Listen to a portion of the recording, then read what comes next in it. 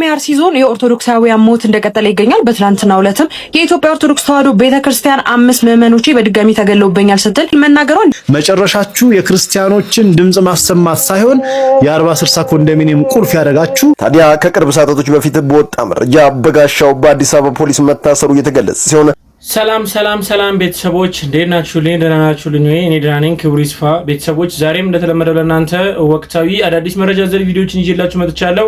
አብራችሁን ቆዩ። ለቻናሉ አዲስ የሆናችሁ ደግሞ ሰብስክራይብ የምትለውን በተን በመንካት ቻናሉን ፋሚሊ ሁኑ። እንዲሁም በተጨማሪ ቪዲዮ ላይክ ማድረግ እንዳይረሳ። እደግመዋለሁ፣ ቪዲዮ ላይክ ማድረግ እንዳይረሳ፣ ምክንያቱም ለብዙዎች ተደራሽ እንደሆነ ስለሚረዳኝ ነው። ቤተሰቦች ወደ ቪዲዮቹ እንሄዳለን። አብራችሁን ቆዩ።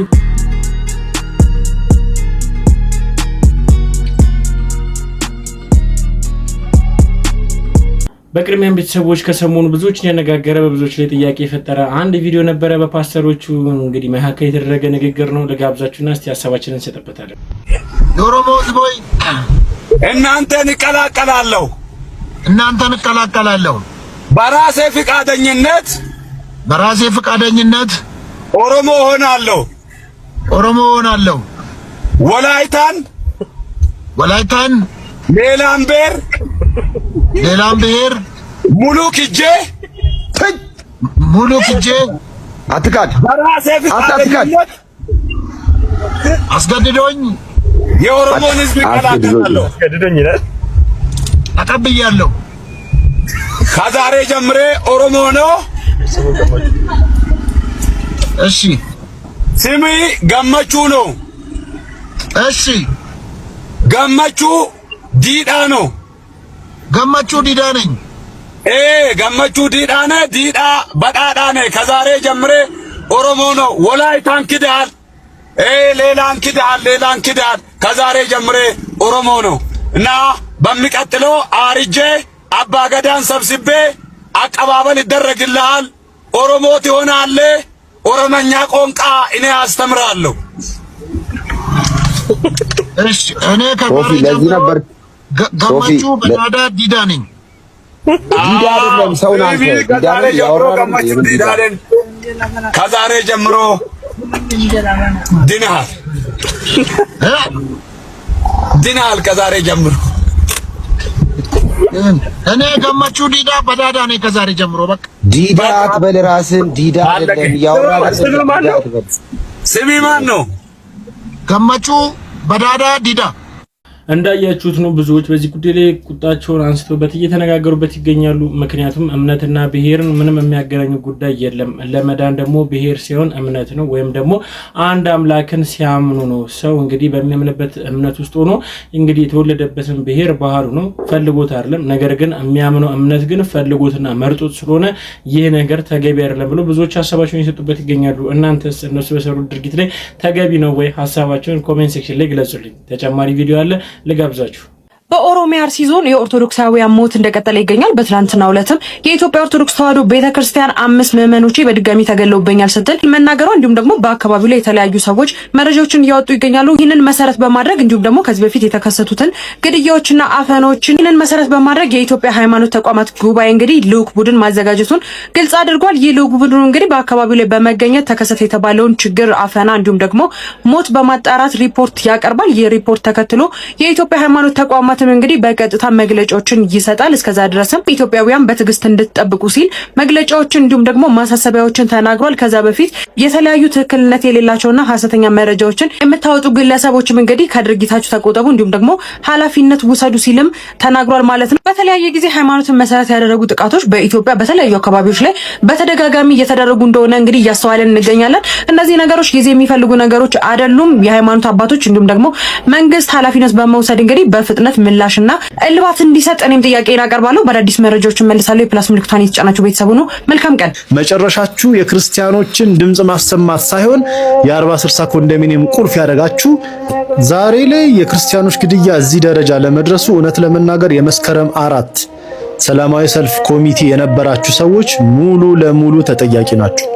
ዛሬ ከሌ መምህር ወጥቶ አልተናገረም፣ እኚህ ሊቀ ጳጳስ ወጥተው መግለጫ አልሰጡም ምናምን ከምንለው በላይ በወቅቱ የነበረውን የቤተ ክርስቲያን ትኩሳት ለግል ጥቅማችሁና ለግል ሀብታችሁ ማካበቻ የተጠቀማችሁበት የመስከረም 4 ኮሚቴዎች ናችሁ። ከዛ መሃል ደግሞ የአዲስ አበባ ሰንበት ትምህርት ቤቶች አንድነት ተወካይ ሆናችሁ የገባችሁ 2 ግለሰቦች በ40/60 ኮንዶሚኒየም እና በተለያየ ጥቅማ ጥቅም የኦርቶዶክሳውያንን ለቅሶ መከራና ፍጅት እንዲራዘም አድርጋችኋል። ዛሬ እናንተ ዞራችሁ አባቶች እንዲያላሉም አባቶቻችን ተኝተዋል ብላችሁ ወቃሽ ሆናችሁ ብቅ ያላችሁት እናንተ ናችሁ። ያኔ እኔ በሰላማዊ ሰልፍ ማምን ሰው ባልሆንም ቢያንስ ግን በመከራና ችግሩ ስላሉ ምዕመናን ተስፋ መሆን ይቻል ነበር። ዛሬ እዚህ ለደረስንበት ደረጃ ላንደርስ እንችል ነበር። ቀድሞ እነዚህ ሰዎች በስነ ልቦና በአእምሮ መዘጋጀት ይችሉ ነበር እንጂ የመስከረም 4 ኮሚቴ ሆናችሁ ከክቡር ጠቅላይ ሚኒስትሩ ጋር ስትሰበሰቡ የነበራችሁ ከክቡር ከንቲባው ጋር ስትሰበሰቡ የነበራችሁ መጨረሻችሁ የክርስቲያኖችን ድምጽ ማሰማት ሳይሆን የ40/60 ኮንዶሚኒየም ቁልፍ ያደረጋችሁ የአዲስ አበባ ሰንበት ትምህርቶች አንድነት አመራሮች አላችሁ። ይሄ ዓለም ያውቀው ታሪክ ነው። ንጹህ ናችሁ ለመቅረብ አትሞክሩ።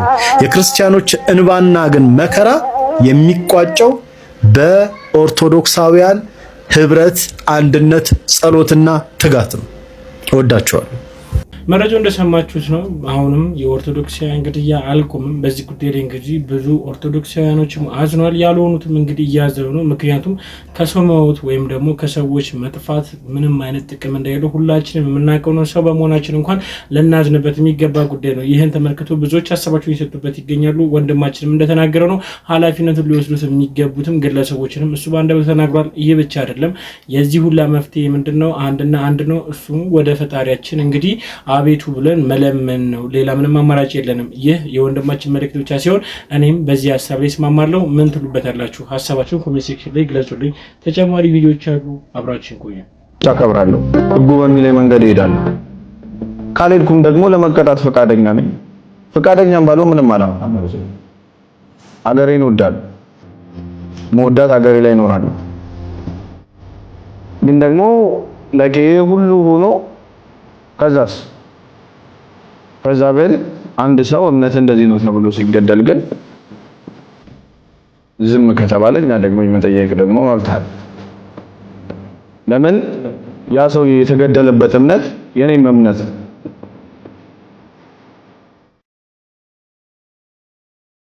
በዚህ ነው ምንድነው ዋስትናዬ ነው ተባቻር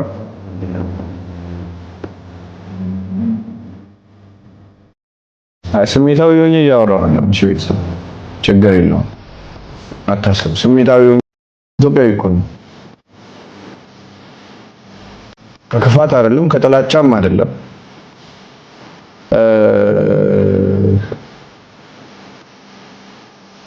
ከተንኮልም አይደለም፣ ከሌላ ዓላማም አይደለም። ግን በቃ ላይክ ሰዎች ሲሞቱ አለው የሚለን አካል ያስፈልገናል። ናረን እንደ ኢትዮጵያዊ ሲሞቱ ኤርሚያስ መጥቶ የሆነ አካል ሲገለው ፕሮቴክት የሚያደርግልኝ አካል ያስፈልገኛል። ድምጽ የሚሆነኝ ማለት እኔን ፕሮቴክት የሚያደርግኝ ለምን ሀገር አለኛ። ነገ እኮ ሀገሬን ፕሮቴክት አድርገኝ ሄድና በባል እኮ ልነሳ የምችለው እኔ ነኝ አይደል? አሁን ላይ አፌን ልከፍት እንደዚህ ነው የሆነ ለማቀጣጠል ምናምን አለ። ግን ሰዎች በቃ መሞት የለባቸው። የመኖር መብት አላቸው። የመኖር መብታቸው ሲነካ ግን ገዳዮች መጠየቅ አለባቸው። ከዛ በኋላ እንዳይገደሉ ደግሞ መሰራት አለበት። ይሄን ደግሞ ኃላፊነት ያለባቸው ሰዎች መስራት አለባቸው። ኃላፊነት ያለባቸው ሰዎች መስራት አለባቸው። ካልሰሩ ደግሞ እነሱ ራሳቸው መጠየቅ አለባቸው። ምክንያቱም ህጉ እኩል ነው።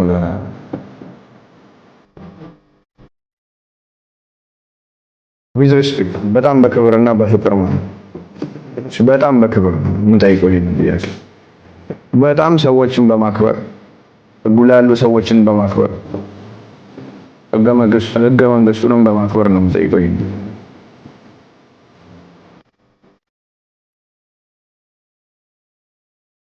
በቃ እኔ ላይክ ምን እንደምናገር እንትን ስላለኝ ነው። እሺ ይሄው ነው በቃ ምንሽ ይከብዳል።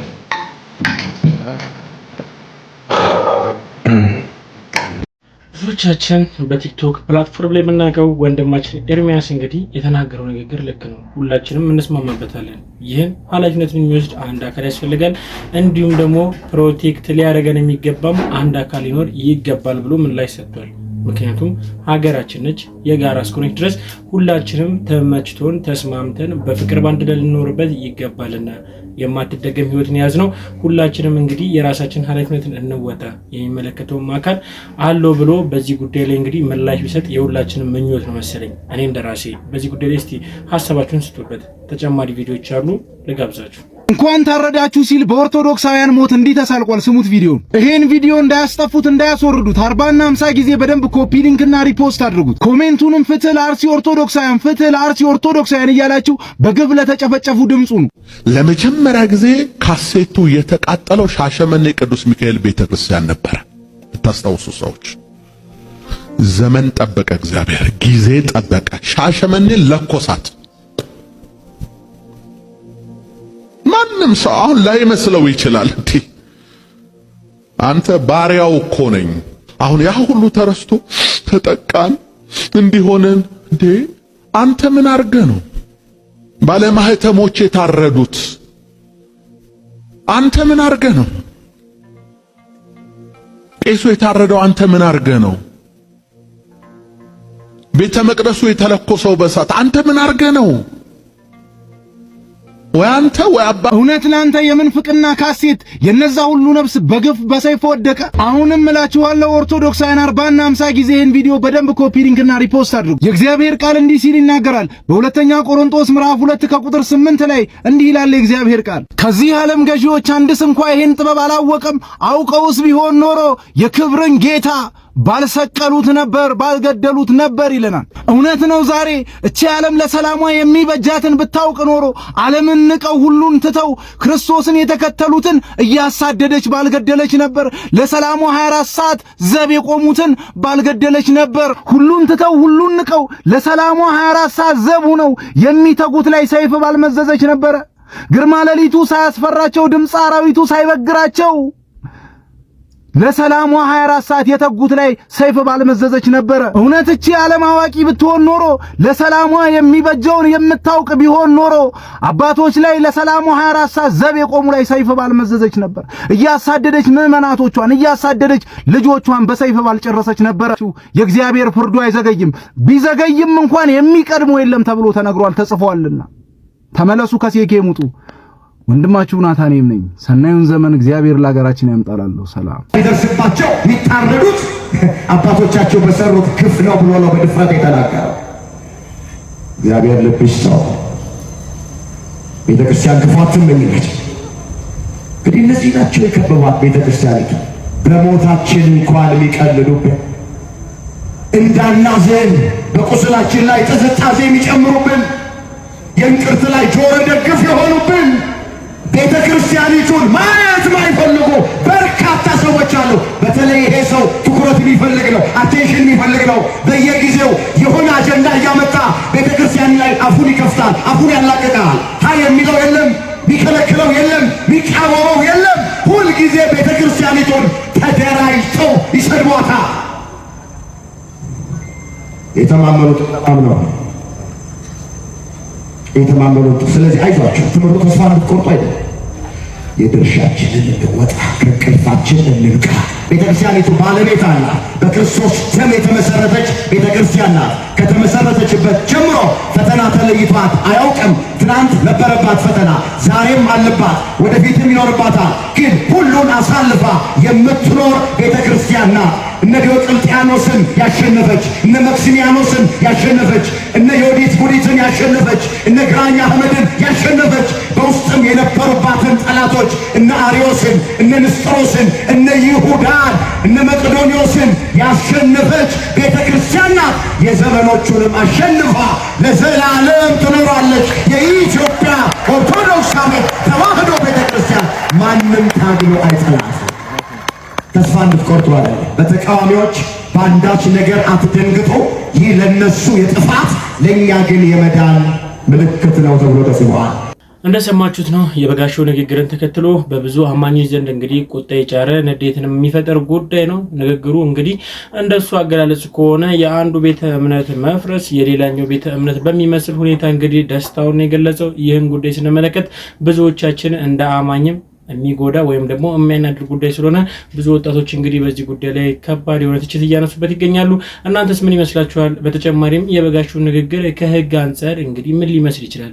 በህግ አንጻር ስንመለከተው ይህ ጉዳይ ምን ሊመስል እንደሚችል ወይም ደግሞ ይህ ነገር ጥፋተኝነት አለው ወይ የሚለውን ጉዳይ እስቲ ከህግ አንጻር ምን እንደሚመስል ልጋብዛችሁና ሀሳባችንን እንሰጥበታለን።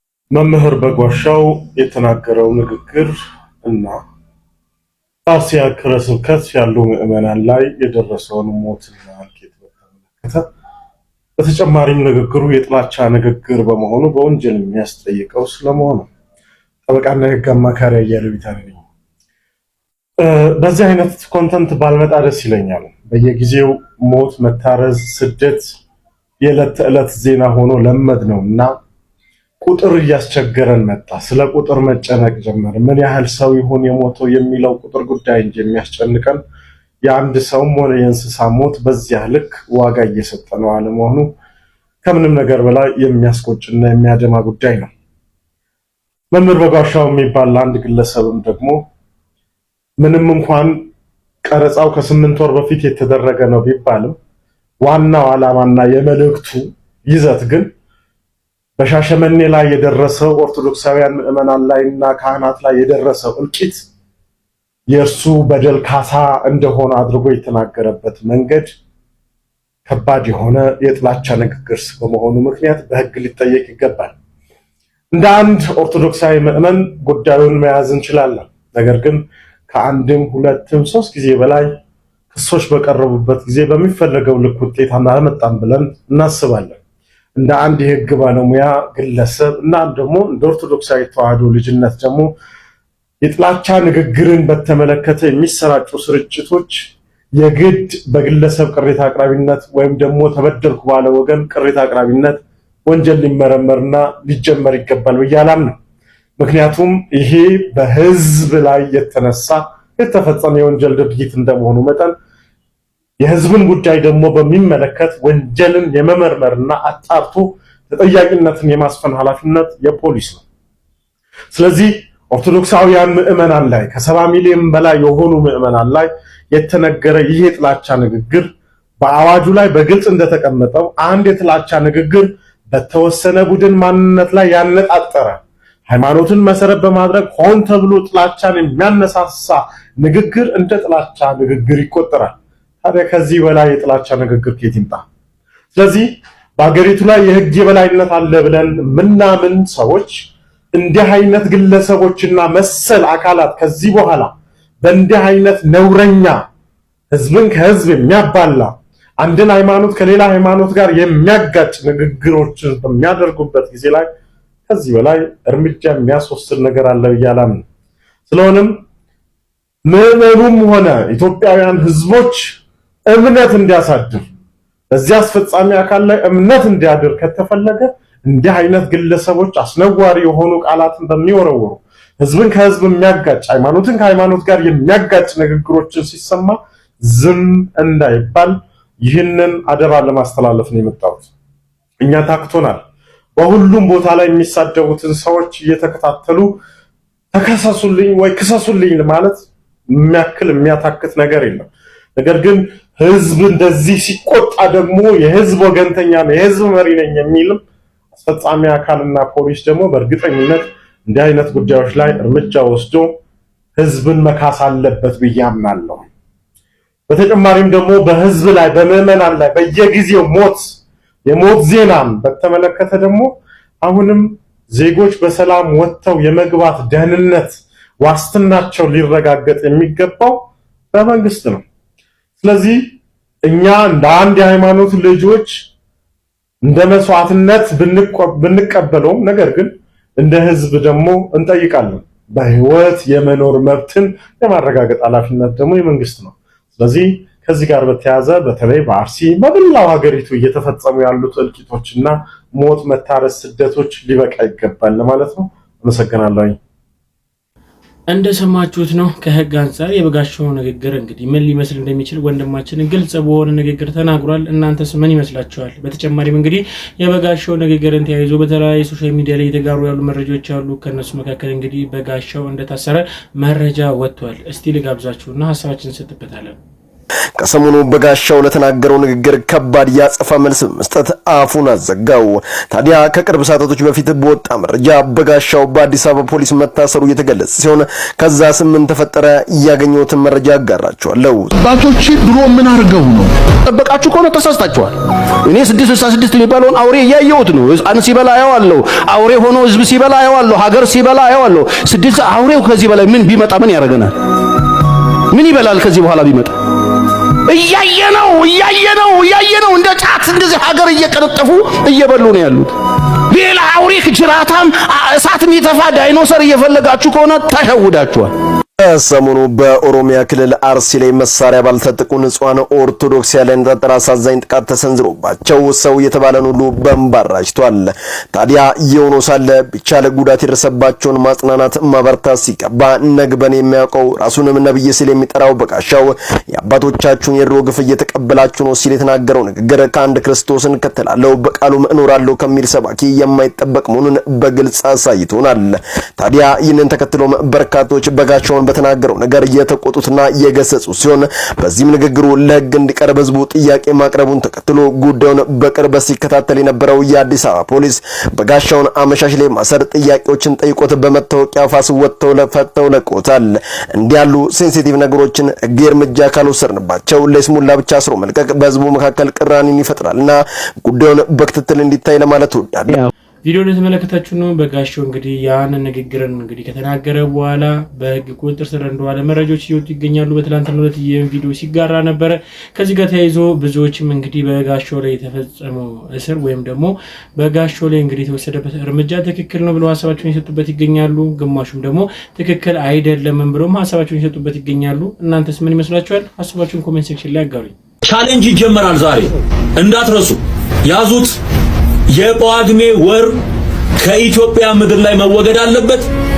እኛ ዓለም በሚመራበት ካላንደር ነው መመራት ምን ፈልገው የሚለውን ቻሌንጅ ጀምረነዋል። ዛሬ በቃ ጀምረነው ባገኛችሁት አጋጣሚ ሁሉ ዛሬ በዘላለም ህይወት ሚኒስትሪ በዚህ ሰዓት የተጀመረ ቻሌንጅ ነው። እኔ ምለው ግን አሁን ዚስ ዴይስ ድንቁርና የሚያሸልም እየመሰለ መጣ። እኔ ፐርሰናሊ ከማንም ጋር ምንም ይሾይልኝ ማንተ አሁን በሃይማኖታዊ ነገር በምናምን ከዚህ ገብቶ ወዚህ ወጣ 16 በር ከፍተ 26 መስኮት ብዘጋ ለኔ ደንታ አይደለም። አንዳንድ ጊዜ ግን ብሔራዊ ነገራችንን መንካት ራሱ እኔ ምን እንደሆነ የሚጠቅማቸው አላውቅም። ማን እንደሚያስብልም ነው እኮ የማይገባኝ። አሁን ይሄ ካልጠፋ ሐሳብ ጳጉሜ 5ም ሰው ይከተል 8ም ሰው ይከተል 20ም ሰው ይከተል የሆኑ የሚሰሙ ይኖራሉ። ለወጣቶቹ ስለማዝን ነው እኔ የምናገረው። ሰብተው ሙድ መስሏቸው ስልጣኔ መስሏቸው አንተ እንትን ጃንዋሪን በለንዳ የሚሉ አይነት ሙድ ያመጣሉና አሁን ይሄ ሐሳብ ራሱ ዓለም ሲጀመር 13 ካላንደር 13 ወር ያለው ካላንደር መጠቀም የጀመረው ጥንት ነው። 13 ወር ያለው ካላንደር አሁን ከሚጠቀሙበት ግሪጎሪያን 12ኛው 12 ወር ካለው ካላንደር ይልቅ የተሻለ በስነ ኮከብ በምናምን ረገድ ራሱ የተሻለ ለኡነታው ቀረቤታ አለው። ፐርፌክት ነው ተብሎ ይታሰባል። ኢትዮጵያ 13 ወር ካላንደር መጠቀም የጀመረችው ያንተን አሶሲዬሽን ገብቶኛል። በግዕዝ ካላንደሩ የሆነውን ነገር ይባልና ከዛ ከቤተክርስቲያን ጋር ምናምን ታገናኘዋለህ። ከከሌ ጋር ከጣላው ከሌ እንደዚህ ለማድረግ ካሰብኩ በዚህ በኩል ልምጣበት አይነት በጣም የከሰረ የድሮ ፖለቲከኞች ሙድ ነው ይሄ። በነገራችን ላይ የከሰሩ በጣም እነዚህ 12 ያልጨረሱ ፖለቲከኞች የሚያራብሉት ሙድ ነው። ያውን እያንቀሳቀስኩ ያለው ዓለም ይሄን ሁሉ ካላንደር የሚጠቀመው በዘመናት ሂደት ረጅም ዘመን ጥንት ይጠቀሙ ነበር። የተለያየ የግል ካላንደር አላቸው። 3 ወር በአመት ያለውም ካላንደር የነበራቸው ሀገሮች ነበሩ። ከጥንት ከአዝቲኮች ከማያዎች ጀምረ አፍሪካ ውስጥ ወደ ሶንጋ ወደ ጋናና ወደ ማሊ ኢምፓየር ብትመጣ ወደ ታች ወደ ኮይሻ ወደ ሳውዝ አፍሪካ ብትመጣ ህንድ ባሉ ስልጣኔዎች በድሮዎቹ በቻይና በነበሩ ስልጣኔዎች ዓለም በተለያየ መልኩ የተለያየ ካላንደር ይጠቀም ነበር። ምዕራባውያን ግን በነበራቸው የበላይነትና ቅኝ ገዥነት መጨረሻ ላይ ዓለምን በሙሉ ቅኝ ስለገዙ የነሱን ከጁሊያን ካላንደር ወደ ግሪጎሪያን በቄስ ግሪጎሪ የቀየሩትን ካላንደር ለዓለም በግድ አጋቱት እንደዚህ አድርገው በአፉ። ኢትዮጵያውያን ግን በጣም ጀግኖችና እንደዚህ አይነት ነገር እማንሰማ ሰዎች በመሆናችን አልተጋትንም። ጳጉሜ የሚባለው 13 ወር ካላንደር የሚባለው ከሰኞ እስከ እሑድ ያሉት ትርጓሜዎች የየወሩ ትርጓሜ በሙሉ የማንነታችን መገለጫ ነው። ኢትዮጵያ ቅኝ ያለ መገዛቷ ነው። ያ ሁሉ ጎበዛዝት ያ ሁሉ አባት ዘር ሃይማኖት ጎሳ ምናምን ሳይል አባት አያት ልጅ ሆነው ዘምተው የሞቱት እናት ሀገራችን እንደዚህ ተደፈረች ምናምን ሲባል የሞቱት እኮ ቁራሽ መሬት ለመከላከል እንዳይመስል እኔን ሀሁ መናገር ራሱ ያሳፍረኛል። ምናምን ካሬ ሜትር መሬት የሰው ሀብታም የሚሸሸጠውን ካሬ ሜትር መሬት የዛሬ 100 እና 150 ዓመት ያውም የሰው ቁጥር በቁጥር ሳይሆን በስም ጥሪ በሚዘረዘርበት ትንሽ ሰው በነበረበት ዘመን ምን ቸግሯል መሬቱን ብለው መሰለ እንዴ እዛ ድረስ ሄደው ተጋድሎ የሞቱት። ይሄ ባህላችን ማንነታችን ቀን መቁጠሪያችን ቋንቋችን ፊደላችን ሰላምታችን ትህትናችን ጨዋነታችን ወጋችን እንዳይነካ እነሱን አባት እናቶች ያሳደጓቸውን መንገድ ልጆቻቸውን ማሳደግ ስለፈለጉ ብቻ ነው። የነጻነታችን ነጸብራቅ ሪፍሌክሽን ነው ይሄ ሁሉ ትራዲሽናችን። አልገባህም አልገባችሁም። ብዙ ሰዎች ድንቁርናን በአደባባይ ይዛችሁ ወጣችሁ ለማስጨብጨብ እየሞከራችሁ ነው። ከናንተ የባሱ ንፍዝዝ ያሉ ደነዞች ደግሞ እያጨበጨቡላችሁ ነው። አሁን ያንተ ንግግር ከዛስ ምን እንከተል? ወሮቻችን እንመንዝራቸው። የኢትዮጵያ ወሮች የራሳቸው መጠሪያ አላቸው። መስከረም መስከረም ክረምት አለፈ መሸ ከሚል ግዕዝ ጋር ነው። ክረምት ስለሆነ ጥቅምት ጠቀመ ይባላል። የጠቃሚነት ስራ የምትሰራበት አዝመራ እንትን የምትልበት ነው። ህዳር አዝመራ ውስጥ ማደር ሀደረ ነው። አዝመራ ውስጥ አደረ ሲጠብቅ ባህላችን እንደሚመስለው። ታህሳስ ሐሰሰ የሚለው ፈለገ መረመረ አዝመራውን አረሙን ይሆናል አይሆንም ምናምን የሚለውን ጥር ጠረረ ሰማይ በቃ ደመናው ጠራ ከብቱ የሚሸጥበት ምን የመሰለ ወር ነው ጥር። የካቲት ጎተራ ውስጥ ከተተ ማለት ነው። ከተተ የካቲት በነገራችን ልጆች እንድትሰሙኝ ብዬ ነው የምላችሁ። ትርጉም የሌለው እንዳይመስላችሁ። ምን ማለት ነው ግን የሚሉ ልጆች ስለሰማሁኝ ነው። መጋቢት ጎተራ ውስጥ የከተውን ተመገበ የመመገቢያ የእንትን ጊዜ ነው። ሚያዝያ መሐዚያ ጎለመሰ አደገ ሚስት ፈለገ እንደዚህ ሴሌብሬሽን አደረገ የእንትን የሰርግ የፌሽታ ወር ነው። ግንቦት ገነበ ነው። ገነባ ቆረቆረ አርሻ አረሰ መሬቱን አገላበጠ ነው። ለዘር አሰጋጀ ነው። ሰኔ ሰኔ ነው። አዝመራው ሰና የሆነ አማረ ነው። ሐምሌ ሐመለ ነው። ለመለመ ሐመልማል ሆነ ማለት ነው። ለጎመኑ ለአትክልቱ ለምኑ። ነሐሴ ደግሞ አበቃ አለቀ። ክረምቱ እያለቀ መጣ። ጳጉሜ ተጨማሪ ማለት ነው ትርጉሙ 12 30 ቀኖች ይሆናልና ትርፎቹን አይጣሉ ለብቻችን እናደርጋቸዋለን። በዚህ መንገድ ነው የምናደርገው እኛ። እነሱ ደግሞ በፈለጉት መንገድ ያደርጋሉ። ስለዚህ እኛ ኢትዮጵያን መጀመር አለብን። ቻሌንጅ አልከው አንተና እኔና ጓደኞቼ በሚለው አርመው ኢትዮጵያን እኛ ምን አንጀምርም። እንደዚህ አይነት ቻሌንጅ የራሳችን ነገር ያኮራናል።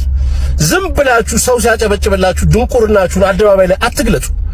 ትልቅ ሰው መከበር ያለበት ሰው ራሱ እከሌ የሚባል ሰው ሲጀምር ነገር ያለው ያንተ ሃይማኖታዊ ጉዞ 36 መስኮት መክፈትና መዝጋት አያገባኝም። ባንዴ 82 ሃይማኖት መከተል ትችላለህ። ዛት ዩ የሚያዋጣን የምታውቀው አንተ ነህ። ለኮሜንት የሚቀርበው ነገር አለ when it comes to እኛም በሙሉ የሚነካንን ነገር ግን ስታወራ በጣም ነው የሚያሳፍረው። በጣም ነው አደገኛነቱ።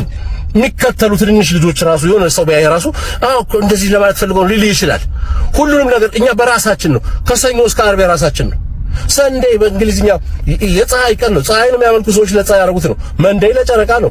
ቲውስዴይ ቲዮሎ የሚባል አማልክት ነው። ዌንስዴይ ለኦዴን ነው። ኦዴንን ታውቁታላችሁ መቼም። ተርስዴይ ለቶር ነው። ለባለመዶሹ አማልክት መታሰቢያ ነው። እያለ ይቀጥላል። እነ ጁላይ እነ ኦገስት እነ አውጉስቶስ ሲዛር እነ ጁሊየስ ሲዛር እነ ምናምን መታሰቢያ የፍሬ ወሊድ ምናምን እነ ፌብሩዋሪ አማልክቶች መታሰቢያ ናቸው። ይሄ ቫለንታይናችሁን የምታከብሩበት የአማልክት ቀን ነው ብለናል መጀመሪያ። ይሄን ሁሉ የፈረንጅ ጅኒና ግሳንግስ የምታመጣብን ምን ጠይቀን ነው? የራሳችን ጅኒ ይበቃናል። ነፍ ነገር አለብን መፍታት ያለብን እኛ። እስቲ አንተ ተወን ቢያንስ ትልልቆቹ ይረብሹናል። ተራዎቹ ደግሞ መታችሁ መከራችንን ታሳዩናለች። አንተ እንኳን ተወን እስቲ እንከባበር። ግድ የለም ምን ይላል ይሄ እንደው ተከበሩ እስቲ። ከዚህ በፊት ፓስተር ትዝታው በተሳሳተ ሰዓት እንግዲህ ሰመረ ባህሪያው ይህን ሐሳብን ሰጥቶት ነበረ። በሰመረ ሐሳብ ላይ እንግዲህ ተመርኩዞ ብዙዎች ለሰመረ ድጋፋቸውን እያሳዩ ይገኛሉ። እውነትም ለመናገር እኔም ሰመረ በተናገረው ንግግር ላይ ልክ ነው ብዬ እስማማለሁ። እናንተስ ምን ይመስላችኋል? ከሰመረ ሐሳብ ጋር ተያይዛችሁ ሐሳባችሁን ኮሜንት ሴክሽን ላይ በነጻነት ግለጹልኝ። ቤተሰቦች ለዛሬ ይዤላችሁ የመጣኋቸው ቪዲዮዎች እኚህን ይመስላሉ። እስካሁን ድረስ አብራችሁን ስለቆያችሁ አመሰግናለሁ። በተጨማሪም ቤተሰቦች በአርሲ ንጹሃን የተፈጸመው ግድያን እኔ ከዚህ ጋር ሐዘኔን እገልጻለሁ። ለቤተሰቦቻቸው ለዘመዶቻቸው እንግዲህ መጽናናትን እመኛለሁ። በተጨማሪም ነፍሳቸውንም እንግዲህ በአጸደ ገነት ያኖርላችሁ ብዬ ሐሳቤ መስጠት ፈልጋለሁ። እናንተም ሰላም ቆዩልን። በቀጣይ ቪዲዮ እስክንገናኝ ድረስ ደህና ሁኑ።